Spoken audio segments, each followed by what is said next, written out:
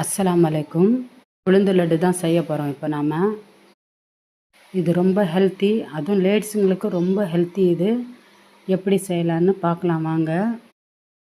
2 class உளுந்து எடுத்திருக்கேன் நான். நட்ஸுங்க எடுத்திருக்கேன். 2 ஏலக்காய் எடுத்துக்கோங்க.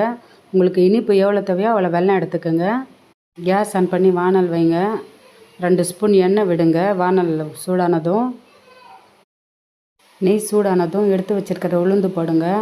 லோ ஃப்ளேமில் வச்சு வருங்க, ஹை ஃப்ளேம் வச்சிடாதீங்க, கருகிடும். லோ ஃப்ளேமில் வச்சால் வருங்க. நல்லா வாசனை வந்தவுடனே உளுந்து வாசனை ஆஃப் பண்ணிவிடுங்க. ரொம்ப சிகப்பாகணும் இல்லை உளுந்து, அதுக்குன்னு வறுக்காமல் எடுத்துடாதீங்க, அப்புறம் நல்லா இருக்காது. லைட் ப்ரௌன் ஆகணும். திரும்ப ஒரு ஸ்பூன் நெய் போடுங்க. நம்ம எடுத்து வச்சுருக்கிற நட்ஸுங்களும் போடுங்க அதில். இந்த மாதிரி செஞ்சு கொடுத்தா நம்ம பசங்க கூட இஷ்டப்பட்டு சாப்பிடுவாங்க. நம்ம ஸ்நாக்ஸ்க்கு பதிலாக இது கூட செஞ்சு கொடுக்கலாம், நல்லாயிருக்கும் பசங்களுக்கு. நம்ம பொம்பளை பசங்களுக்கு உளுந்து களி தான் செஞ்சு கொடுப்போம். இந்த மாதிரி டிஃப்ரெண்ட்டாக செஞ்சு கொடுங்க. பெண்களுக்கு இடுப்பு வலின்னு சொல்லுவாங்க, இது செஞ்சு சாப்பிட்டா நல்லது. இந்த மாதிரி செஞ்சு வச்சுக்கிட்டு ஒரு நாளைக்கு ஒன்றுன்னு சாப்பிட்டா நம்ம உடம்புக்கு ரொம்ப ஹெல்த்து. எங்கள் பாட்டி இந்த மாதிரி தான் செஞ்சு கொடுப்பாங்க எங்களுக்கு.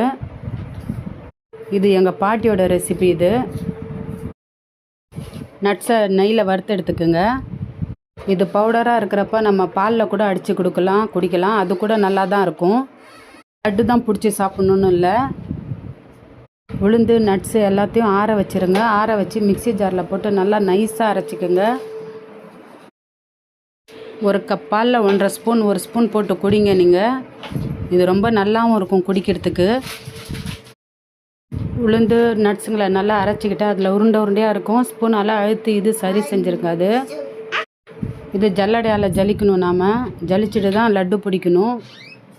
உங்களுக்கு இந்த ரெசிபி பிடிச்சிருந்தால் லைக் பண்ணுங்கள், சப்ஸ்கிரைப் பண்ணுங்கள், ஷேர் பண்ணுங்கள்.